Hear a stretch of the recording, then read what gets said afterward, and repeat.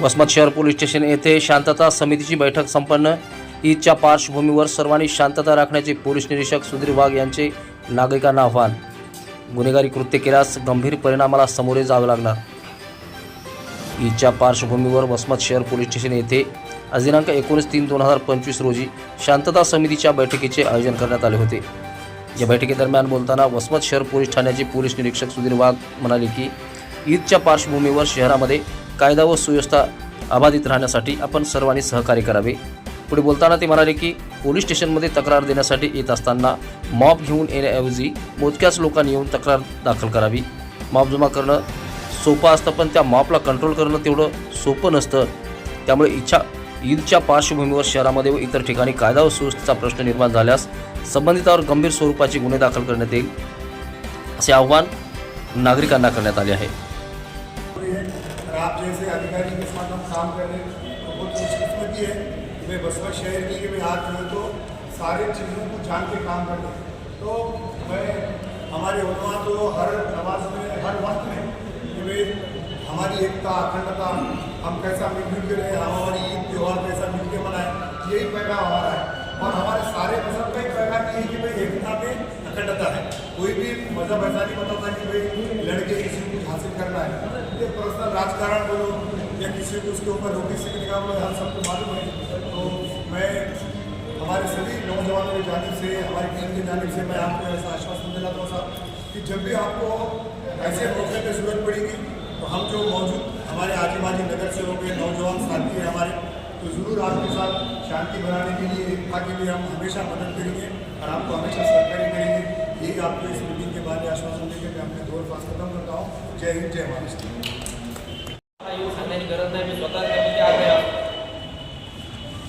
त्याच्यामुळं कायद्याने जी प्रक्रिया ठरवून दिलेली आहे त्या प्रक्रियेप्रमाणे आपण चाललं पाहिजे। तर तुमची तक्रार कोणी घेत नसेल किंवा तुमच्या मुलाला फार लागलेला आहे आणि त्याची तक्रार त्या पद्धतीने घेतल्या जात नाही, मग तुमचा रोष ठीक आहे, साहजिक आहे। परंतु दिलेल्या प्रक्रियेप्रमाणे तुमच्या माणसाला लागलंय, तो माणूस पोलीस स्टेशनला येतोय किंवा हॉस्पिटलला जातोय, आमचा माणूस हॉस्पिटलला जाऊन त्याचं स्टेटमेंट घेतोय, त्याप्रमाणे गुन्हा दाखल होतोय, अटकेची कारवाई 1-2 दिवस मागं पुढे होऊ शकते। एखादा व्यक्ती पहिल्या दिवशी अटक होतोय, एखादा महिना होत नाही, तो पार्ट वेगळा आहे। परंतु त्याच्यासाठी तुम्ही एकत्र येणं, एकत्र येऊन नंतर त्याचे विपर्यास वेगळ्या प्रकारे हे करणं हे काही योग्य नाही। पहिल्या मीटिंगपासून सांगतोय तक्रार द्यायला मोजकी लोक या, तुम्ही येताना लोक आणता, परंतु नंतर ती लोक तुमच्या नियंत्रणात राहत नाही। मॉब जमा करणं ही खूप सोपी गोष्ट आहे, जमा झालेल्या मॉबला कंट्रोल करणं ही फार अवघड गोष्ट आहे। म्हणून मॉब जमा होणार नाही ही काळजी आपण घेतली पाहिजे। लोक रस्त्यावर येत असेल त्यांना विषय आपण समजून सांगून त्यांना पाठवून दिलं पाहिजे। जी काय तुमची तक्रार असेल, त्या सेक्शनमध्ये बसत असेल, त्या कायद्यात बसत असेल, ते दाखल करायला आम्ही तयार आहे। 24 तास पोलीस चालू आहे। माझी सगळ्यांना विनंती हीच आहे की कुठलाही प्रकार असेल त्या प्रकारामध्ये मॉब एकत्र येणार नाही ही आपली पहिली काळजी। बाकी पुढच्या गोष्टी आपोआप सगळ्या होतात। आणि एकदा मॉब जमा झाल्यानंतर त्याला हँडल करता येत नाही। ते तुम्ही बघितलं असेल, मी आतापर्यंत बघत आलेलं माझ्या पोलीस कायद्यामध्ये मॉब जमा करणं ही खूप सोपी गोष्ट आहे, ते हँडल करणं फार अवघड आहे। मागच्या दोन्ही प्रकारामध्ये मी त्यानंतर एक प्रकरण घडलेलं आहे, त्याच्या अगोदर एक कावरांच्या घरावर दगडफेक झाली, ते एक प्रकरण घडलेलं आहे। यासारखे प्रकरण नंतर घडू नये, कारण एक गुन्हा दाखल झाला आम्ही तुम्हाला नोटीस देऊन सोडणार, चला जाऊ द्या। दुसरा गुन्हा दाखल झाला आम्ही तुम्हाला अटक करणार, तिसरा गुन्हा दाखल झाल्यानंतर आम्ही तुम्हाला माणसाचं डेट करणार नाही।